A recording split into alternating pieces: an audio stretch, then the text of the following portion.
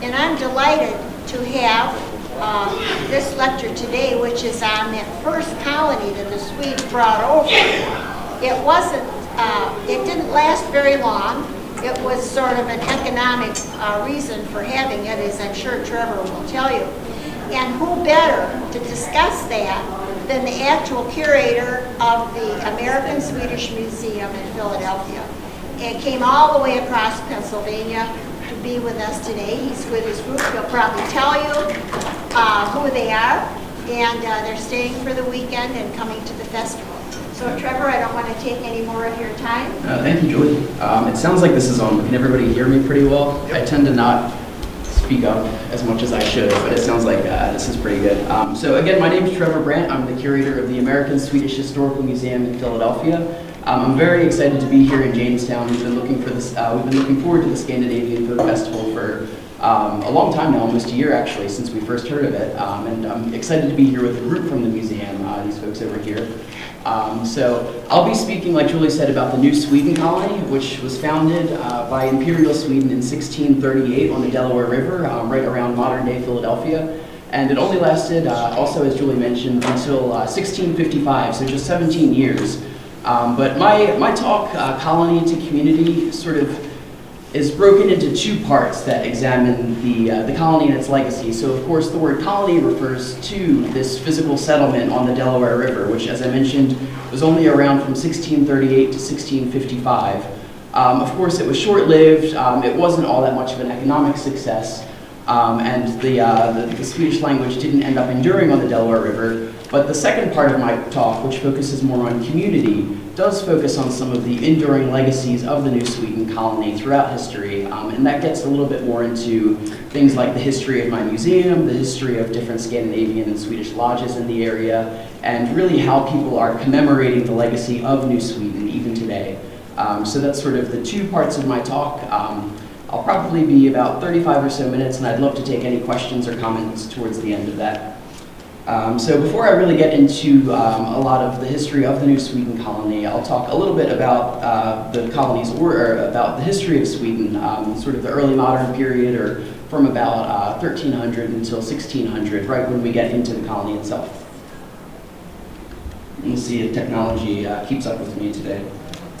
So of course, as you all know, the foundation of the New Sweden colony in 1638 was not the first time that Scandinavian peoples had been in North America. As we've known for a long time from the Icelandic and the Viking sagas, and especially from archaeology in the 1960s, the Vikings had already founded and created these farming, fishing, and ranching communities in Greenland and Canada from around the years 1000 until 1400. So they were here for a really long time, about 400 to 500 years before Christopher Columbus. So up here on the screen we see what I think is a really lovely representation of a reproduction of one of the original turf homes, which exists today in Newfoundland, sort of right on the northern tip of the island. And really this just reminds us that Scandinavians were the first European groups to get here far before Christopher Columbus, which Swedes and Scandinavians in the 1800s and the early 1900s were not quick to forget. So at this time, around the time that the Viking colonies are going on in Greenland and Newfoundland though, the Scandinavian countries as we know them today really didn't exist. Instead, the whole Nordic region, which we can think of in this period as Sweden, Denmark, Iceland, Finland, Norway, and Greenland. I always have to check them off. They were politically united for the first and only time in history in the year 1397 under the Kalmar Union. And here we can see an image of that here, pretty basic representation, but it just showed you that this whole region was united. While the countries remained technically politically separate from each other, they actually were bound to a single common monarch in Denmark. And unsurprisingly, tensions between these 5 to 6 nations continued for about the 120 years of the Union's existence, until 1523, when a rebellion by the Swedish nobility after a massacre of their numbers led to the modern Swedish state as we know it today, with the foundation of the House of Vasa. Again, that's in the year 1523. Of course, rivalry between Sweden and Denmark continued well into the 1800s, and I think a lot of us here would argue that it still continues today.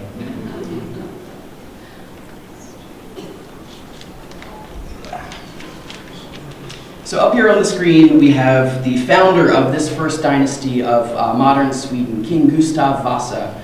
So in addition to creating the modern kingdom of Sweden, he's really well known for breaking from the papacy, and a lot of times he's often compared to his contemporary, who is England's King Henry VIII. Both were very similar in a lot of ways. They were harsh, brutal, suspicious monarchs, but both of them also contributed greatly to the expansion of Protestantism in their countries, which was especially important by the 1600s, because of course the rejection of the papacy brought a number of problems, one of which was a 30 Years' War, the 30 Years' War, which endured between 1618 and 1648, all throughout what we think of today as modern Europe. So it began in the Holy Roman Empire and involved all of the major powers of Europe.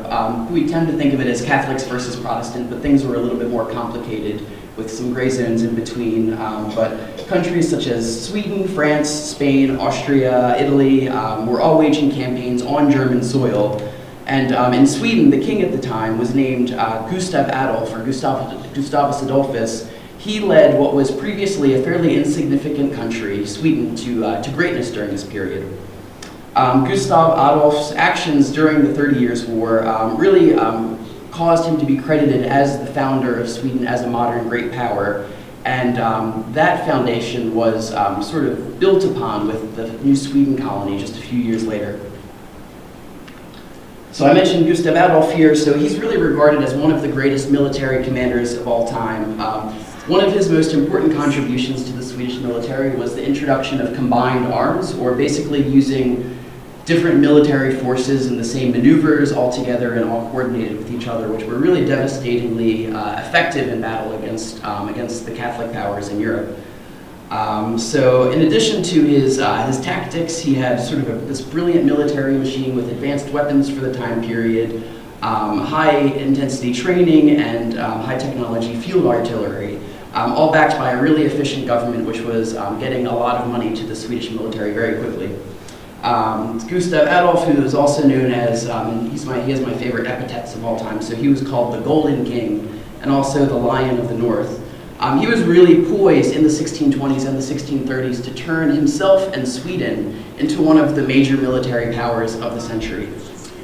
But, and here's the big but, he was killed in 1632 at the Battle of Lutzen in Saxony, in what was the Holy Roman Empire, today Eastern Germany.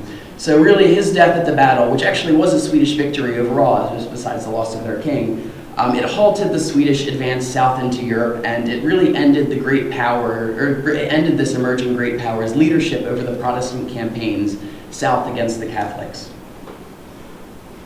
This is very dramatic painting here of him dying on his horse. So Gustav Adolf's successor was his 6-year-old daughter, who is the famous Queen Christina, who I'm sure a lot of you know quite well. She was, as I mentioned, she's only 6 years old, so of course she's not ruling the country. It was the prime minister of the time, or sort of the chief minister of affairs, Axel Oxenstierna, who was actually controlling the country at this time. So he was appointed as regent to the young queen, and which effectively made him the leader of Sweden at the time. He was a leader with very big visions, for sure. This vision was the founding of overseas colony. Really, with Sweden's military might in the 1630s, he didn't see any reason why Sweden shouldn't also have overseas colonies, sort of following in the footsteps of France, Spain in Central and South America, and pretty recently Britain, which founded Jamestown, Virginia, in only 1607. So he's really seeing his expansion of powers as involving the creation of these overseas territories. And how that began was in 1637, a group of investors, Dutch, German, and Swedish investors, came together and founded what was called the New Sweden Company, sort of similar to the Dutch East or West India Company and those groups who were existing in the 1600s. So these investors convinced Axel that Sweden stood a lot to profit by getting into the fur, tobacco trade that's going on in the Middle Atlantic, or the region between New York and Maryland in the 1600s, and that by participating in this trade, Sweden could emerge as an even bigger international power, and that Axel himself could profit quite nicely from all of the trade.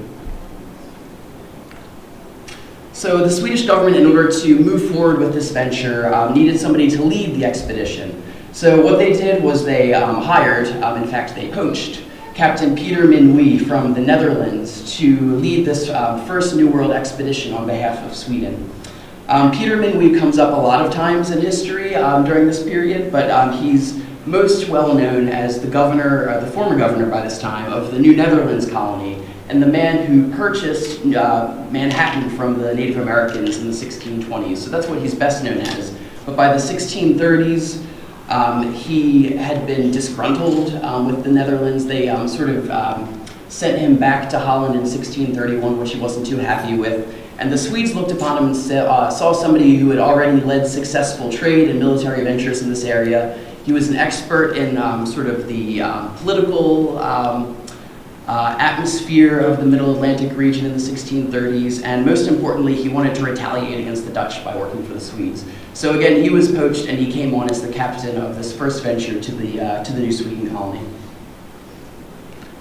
And at the time, it's pretty unclear where exactly the boundaries between these different imperial powers were. So you have the French, the English, the Spanish, and the Dutch, all in sort of a mix mash in the Middle Atlantic region.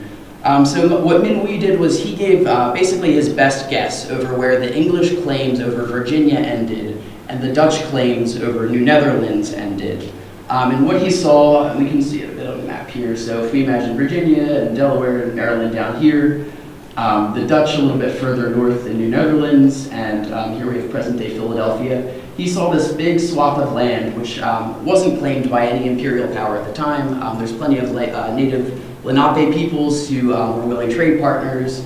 So in 1637, he got a group of soldiers together, 2 ships, the Kalmar Nickel and the Folklore, and they set sail from Gothenburg and arrived in what's today Wilmington, Delaware, in early 1638. After meeting with the Lenape chiefs, 5 of the local chiefs or sachems, they purchased 67 miles of the Delaware River all the way from Minquaskill, which is today Wilmington, Delaware, all the way up to Trenton and existing as far west as the setting sun, which who knows what that means. So with title in hand, the Swedes began building Fort Christina, named of course after Queen Christina, again today Wilmington, Delaware. And here we see a 1653 representation of the fort. It's sort of this classic star-style fort with the protrusions, a blockhouse which would have served as sort of an armory and church at the same time, and probably something like a granary down here. So really a pretty small place, built not as a way of fighting the Native Americans, which a lot of people tend to think, but actually as a way of protecting against other Europeans who were in the area. The Swedes actually had pretty good relationships with the Lenape peoples because the Swedes were never more, during this early period, really just a few dozen people. They couldn't afford to be aggressive towards the Native Americans. So they had a pretty successful trade relationship in these early first 3 to 4 or so years. Documents from the Cow Barnacle in 1639 note that the Swedes traded with the Lenape for almost 800 beaver pelts, 400 otter pelts, a ton of bear skins, and, quote, a cargo space filled with tobacco from elsewhere in Virginia. So really in these early years, the commercial hopes for the colony were pretty successful, and they looked like they were going to turn out quite well, which later down the line wouldn't be the case. So after this early productive contact with the Lenape, contracting these early land deals with the natives, constructing Fort Christina, and starting sort of the first push for this commercial enterprise, Peter Minuit felt that the colony was secure enough so that he could return back to Sweden and collect more people, more settlers, and more supplies, especially female, like women who could come, because these early expeditions were actually only men. So really to force the colony to be sustainable, he needed to bring more people. So he boarded the Cow Barnacle in 1639 and sailed back for Gothenburg to let the Swedish government know what exactly they needed.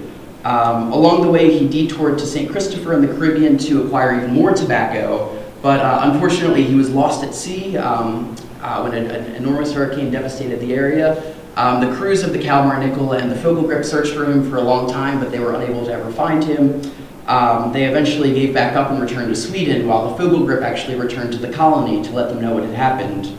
The colony at this time only consisted of 23 soldiers and a single black slave acquired from the Caribbean, so they definitely needed more supplies and more people to keep it going. So the Fogelgrip went back to the colony and then eventually did return back to Sweden to come back with more supplies. Meanwhile, the 23 soldiers relied heavily on the Lenape Indians to keep them fed and safe from the Dutch, who were just up the river.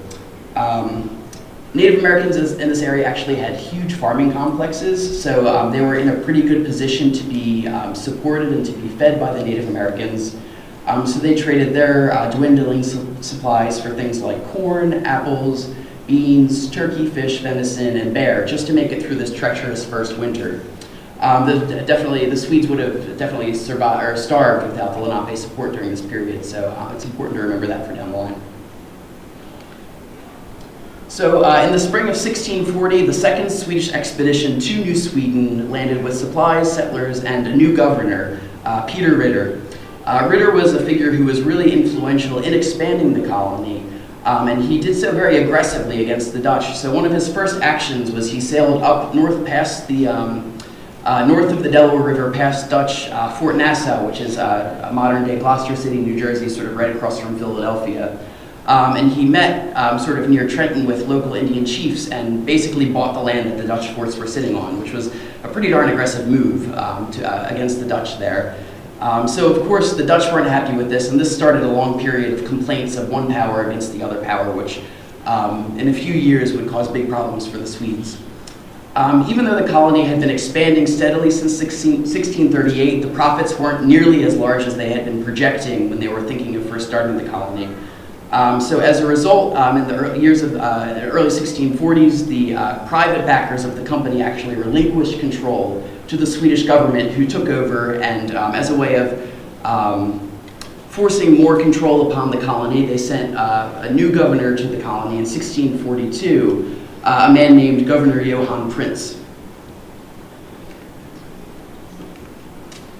So Governor Prince was a really imposing figure. So with his dark eyes, his protruding jaws, and a weight of almost 400 pounds, he was a commanding man, and he was a military veteran of the 30 Years' War too, so he definitely wasn't somebody to be messed with.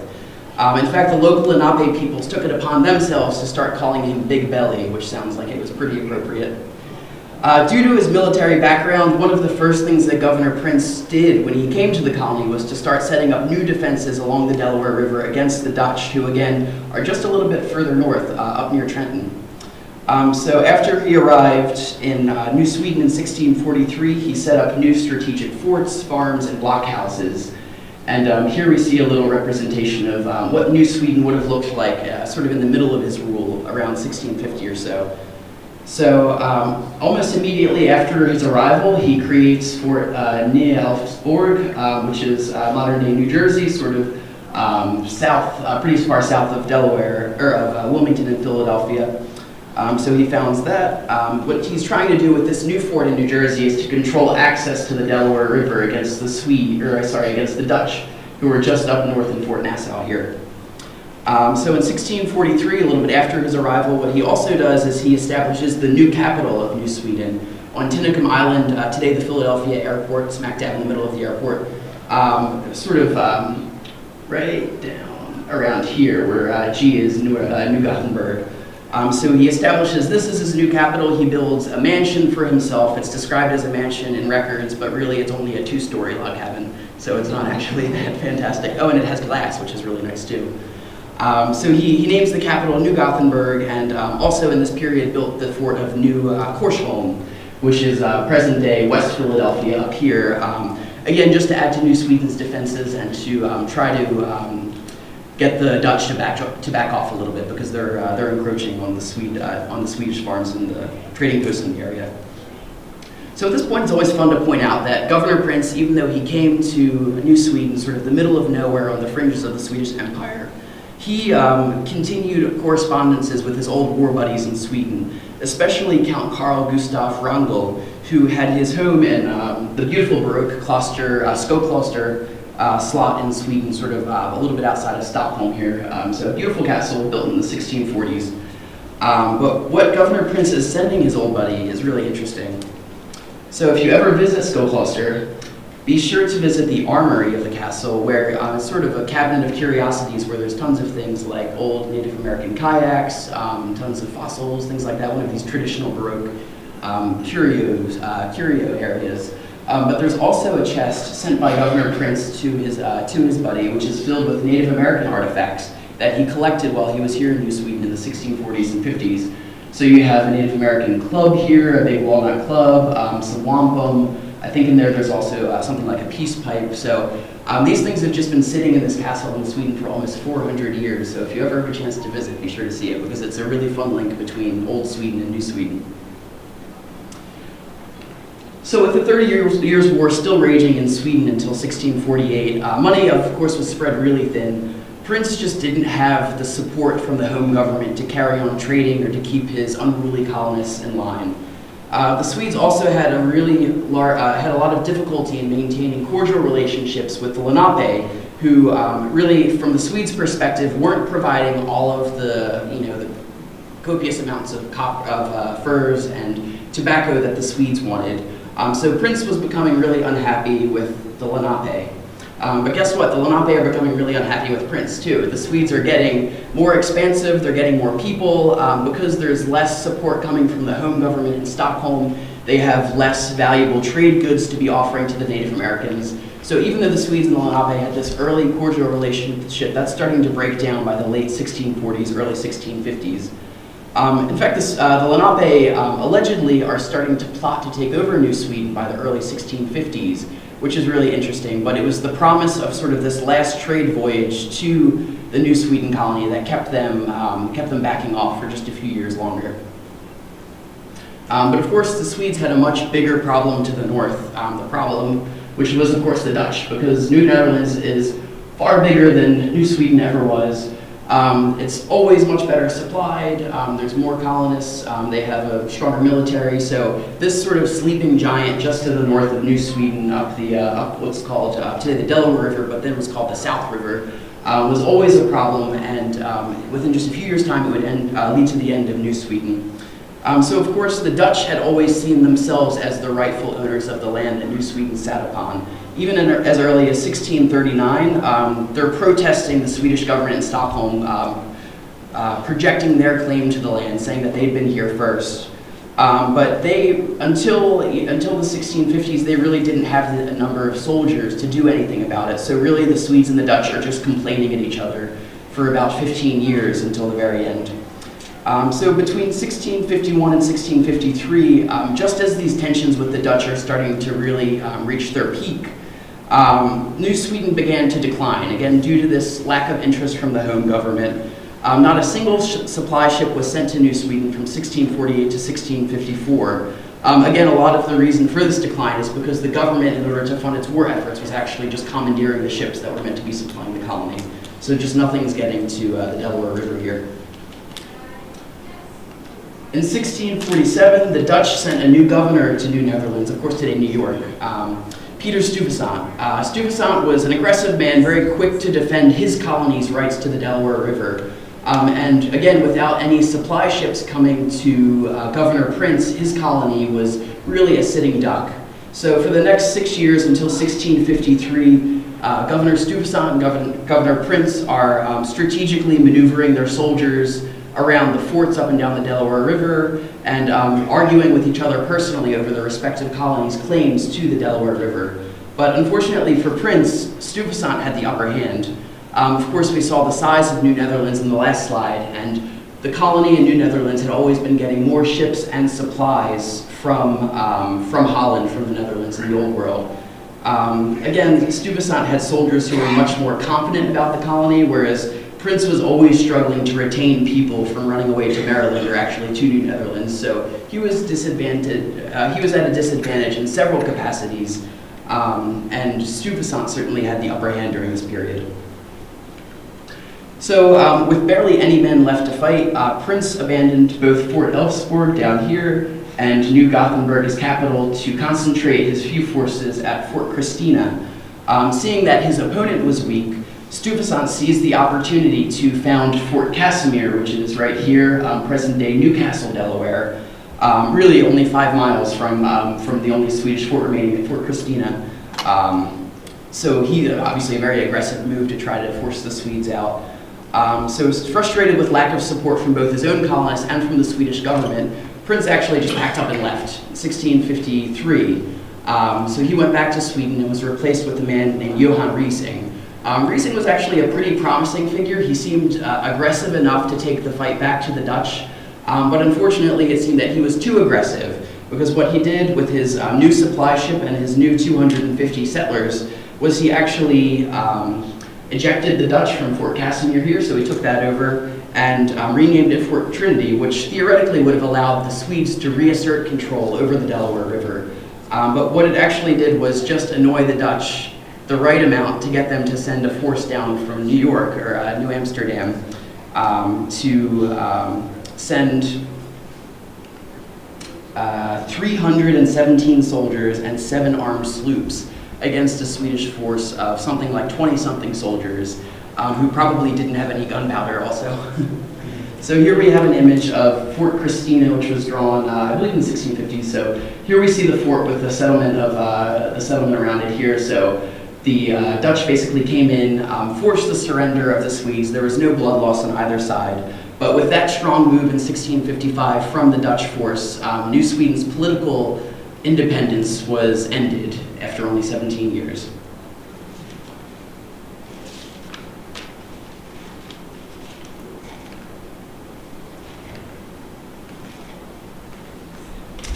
It wasn't the end of Swedes in the Delaware Valley, though, of course. So after the Dutch had taken over New Sweden and asserted their control, the English gained provisional control of the region in 1664, and by 1683 had founded the city of Philadelphia and the Commonwealth of Pennsylvania on lands that, technically speaking, was still belonging to Swedish speakers.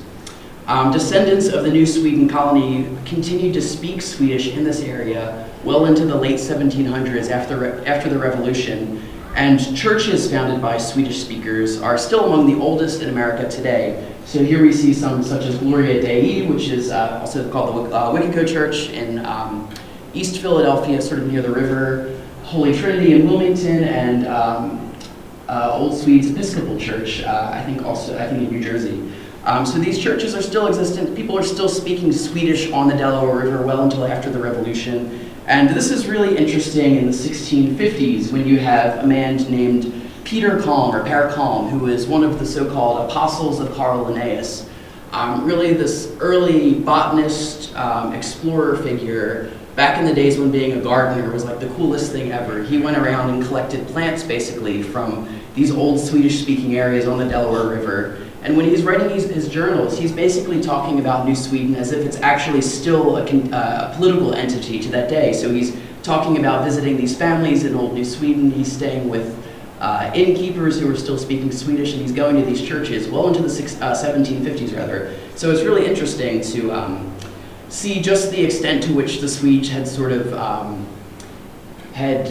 rooted themselves in the culture of this region for well over 100 years after the fall of the colony.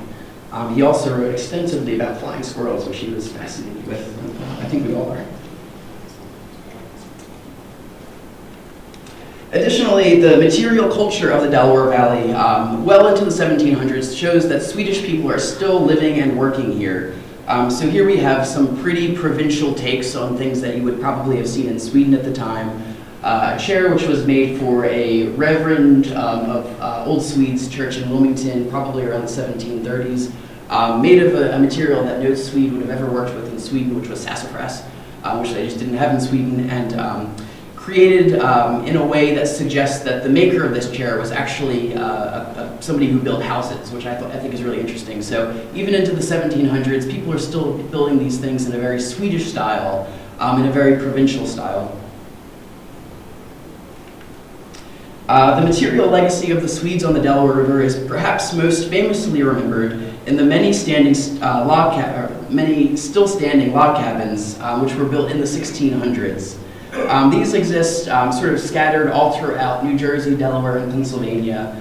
And this particular log cabin is in New Jersey, just on the other side of the Delaware River, probably built around 1640 by some of the Finns, the many Finns who actually came over with the Swedes as part of the New Sweden colony.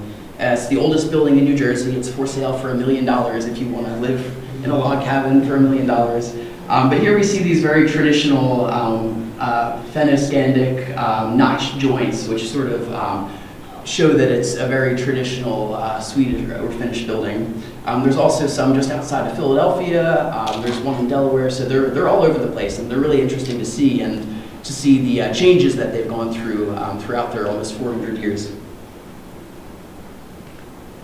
Despite Peter Kalm's observations about these Swedish speakers still living on the Delaware River well into the 1700s, the late 1700s marked the final decline of this really unique provincial culture in this area.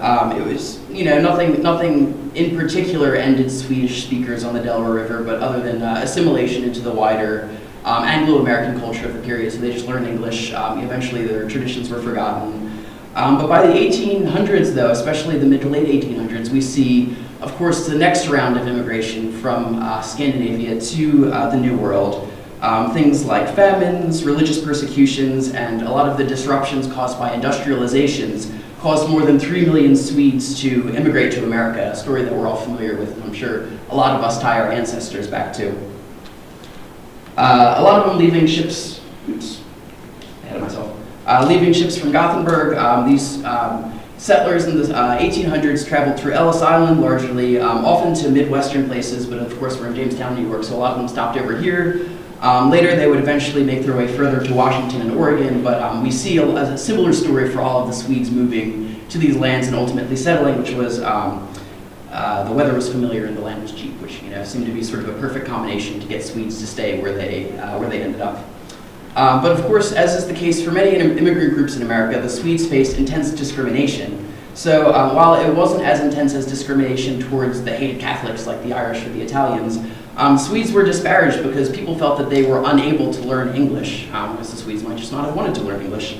So by the early 1900s, we see these really publicized and popular efforts to legitimize the Swedish presence in North America. And what I mean by that is Swedes are saying, hey, we've been in North America for as long as, if not longer than, English speakers.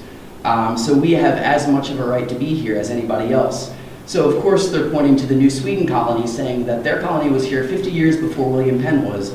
But in this time, the 1880s, 1890s, a lot of stories are coming out about these old Viking colonies which had been in the area too. So they're also pointing back to the Viking colonies, saying that we were here before any other Europeans. So it's really interesting to see how they're tying these threads all the way back into the medieval period to legitimize their presence in America in the 1900s. Events such as the 300th anniversary of the New Sweden colony in 1938 were really especially important for Swedes and Scandinavians as ways to acknowledge their sense of community in North America. So these celebrations throughout North America culminated in the visits of the Swedish royal family to the Mid-Atlantic region as they dedicated monuments, they dedicated museums, such as our museum in Philadelphia. Finns were also taking part in these celebrations too, because of course they had been part of the New Sweden colony. So in a way it was a method for all of these different Swedish groups to celebrate their 300 years of presence in North America. Today, we can view the New Sweden colony through a lot of different lenses. It was a failed colonial venture that only lasted 17 years. It's a really interesting way of these old world tensions between Sweden and the Netherlands of spreading to the New World, which you also see in things like the American Revolution or the 7 Years' War a little bit earlier. It's also a really interesting way of looking at how Native American peoples were utilizing tensions between the Swedes and the Dutch to advance their own political positions. But it's also really important to remember the New Sweden colony as a way for Swedes today to remember their time in America, to say that we've been here for as long as any other group has. And it's the role of institutions such as my museum, the different lodges, such as the Vasa Lodge, Svea groups throughout North America. They all tie this history back to the New Sweden colony, and it's really important for creating a sense of belonging and memory in North America. Thank you.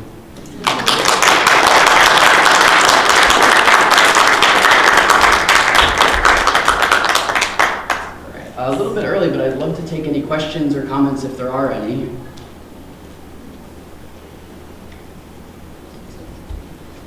Sure. How did the colony survive while these ships were going back to Sweden, getting supplies and people, and returning?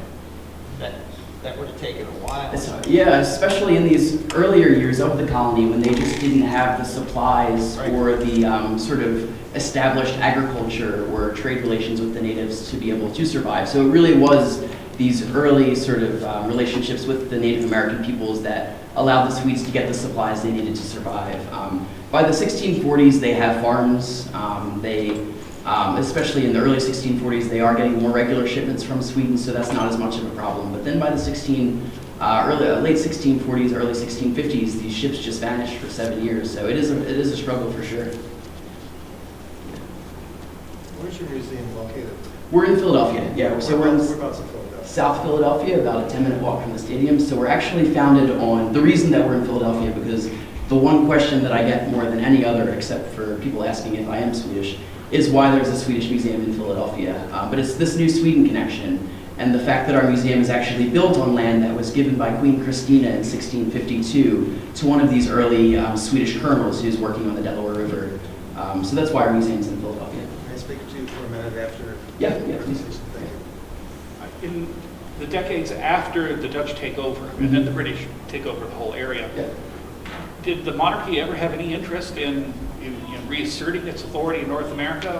Was Charles XII or any of these figures looking that way, or was it just to forget? No, Sweden had enough problems in the old world, more problems than they could handle to be able to think about the problems going on in the New World. They sent letters of petition to the Dutch government in Amsterdam, but that doesn't do anything at all. The Swedes actually maintained a fair degree of political sovereignty under the Dutch rule, so they were still sort of ruling themselves on the Delaware River. But when the English came, they ended that. So after that, the Swedes sort of ceased rule over themselves.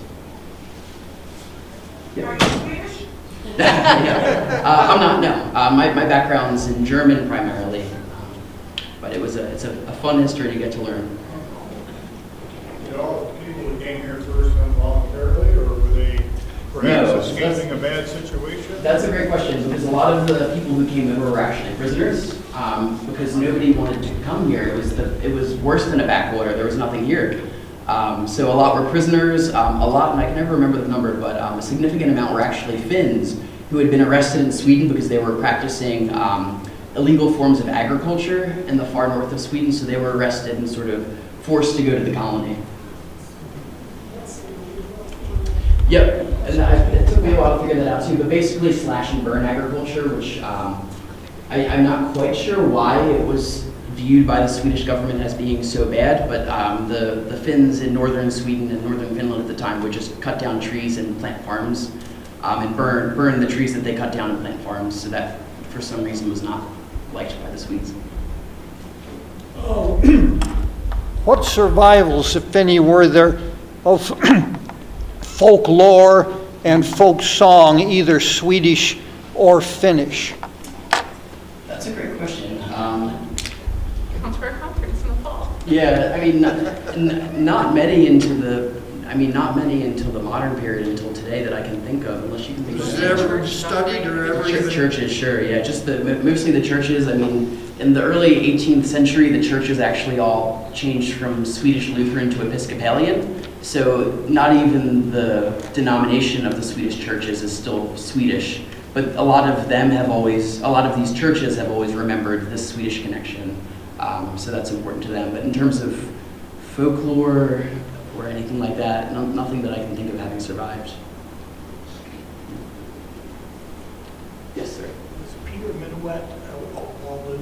He was a Walloon, yep, yeah. So he's one of these really interesting, like, mercenary captains of the period. So I don't know his exact background. Perhaps others know better than I do. But he was born a French Walloon in what's today Belgium. Went on working for the Dutch, of course, worked for the Swedes until he was killed. So he's really interesting, sort of selling his services to whoever is paying him enough. Yes. If you're mostly German, why are you working with the Scandinavian Museum? Yes, great question. So my background in German is sort of the history of immigration to the region, so to the Mid-Atlantic region. So I study a lot of print culture in the 18th century, how Germans remember their identity even after coming to a largely English-speaking country. So a lot of those research interests translated nicely to the story of the Swedes in the 1600s and 1700s. Good question. What's wrong about it? You say. You don't have to be of a culture to appreciate a culture. I also work at the museum. A lot of our staff, don't have Swedish connections, but some of us grew up in the area. So having connection to the history of where you're from and where you live is just as interesting as being from the culture yourself. Yes, sir. In Finland, it was common to burn trees and to get the tar from the trees and sell them as naval supplies. Was that the problem that the Swedish government had with Finnish agriculture in North Sweden? I'm not familiar with that. I mean, from what I have understood, it was primarily to perform agriculture on land that was just forested beforehand, but you very well could be right. I don't know enough about that particular question. Yes. Maybe I can say something about that. I think, the soil in Finland, it was mostly wooded, of course, still is, but they had to slash and burn to create land where they could plant things. So that, and the ashes were good fertilizers, so that's what they did, and they continue that practice. And the Finns that moved to Sweden, because there was no arable land, or very little arable land in Finland, came to places like Värmland, they call it Finnmarken, where they did the same. They had to slash and burn to have some place to cultivate. Great, thank you. Unless there's any other questions, I encourage you to visit my museum in Philadelphia next time you're in the area. I didn't bring any brochures, unfortunately, but we're open every day except for Monday. But my email address is on the screen, so if you have any questions, or even if you're in the area and you want to say hi as you're visiting the museum, please absolutely feel free to email. Thank you.